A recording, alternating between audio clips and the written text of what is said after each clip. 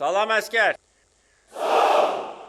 Sizi Silahlı Qüvvələr Günü münasibəti ilə təbrik edirəm. Bugünkü mərasim xüsusi məna daşıyır, rəmzi məna daşıyır. Mən hər zaman deyirdim ki, biz bütün torpaqları geri almalıyıq. 5 rayonla biz kifayətlənə bilmərik. Kəlbəcər, Laçın, Şuşa, digər rayonlarda bizdə olmalıdır. Bu bizim tarixi torpağımızdır, dədə-babalarımızın diyarıdır və buna nail olduq.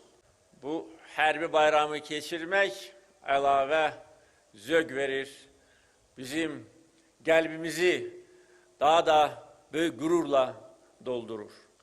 Biz bütün dünyaya sübut etmişik ki, biz böyük xalqıq.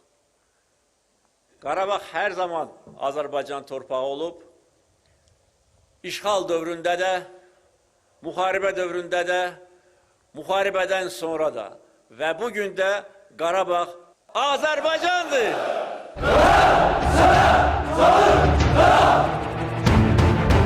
Eşq olsun Azərbaycan ordusuna, yaşasın Azərbaycan. Vətənə!